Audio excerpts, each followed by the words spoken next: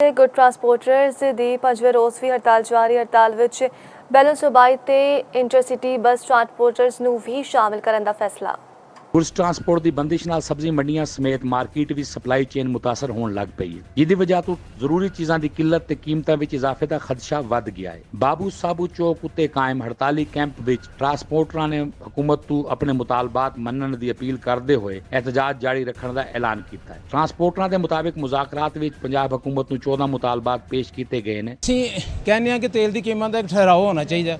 ਆਇਆ ਕਿ ਗਲਤ ਮੁਤਾਲਬੇ ਰੋਜ਼ ਦੀ ਰੋਜ਼ ਕਿਹੜਾ ਬੰਦਿਆਂ ਨੂੰ ਅਫੋਰਡ ਕਰ ਪਾਉਂਦਾ ਕਿ ਲਾਹੌਰੋਂ ਨਿਕਲੋ ਤੇ ਕੋਈ ਹੋਰ ਰੇਟ ਹੈ ਤੇ ਸ਼ਾਹਦਰੇ ਪਹੁੰਚੋ ਤੇ ਕੋਈ ਹੋਰ ਰੇਟ ਹੈ। ਸਾਡੇ ਜਿਹੜੇ ਕਿਰਾਏ ਹੈਗੇ ਨੇ ਉਹ ਅਸੀਂ ਰੋਜ਼ ਪਰੋਜ਼ ਤੈਅ ਨਹੀਂ ਕਰ ਸਕਦੇ। ਉਹ ਸਾਡੀ ਪਾਰਟੀ ਦੇ ਨਾਲ ਮਹੀਨੇ ਤੇ ਦੋ ਮਹੀਨੇ ਤੇ ਜਾਂਦੇ ਨੇ ਤੇ ਉਹਨਾਂ ਨੇ ਪੈਟਰੋਲ ਇੱਕ ਦਿਨ ਦਾ ਕਰ ਦਿੱਤਾ ਹੈ।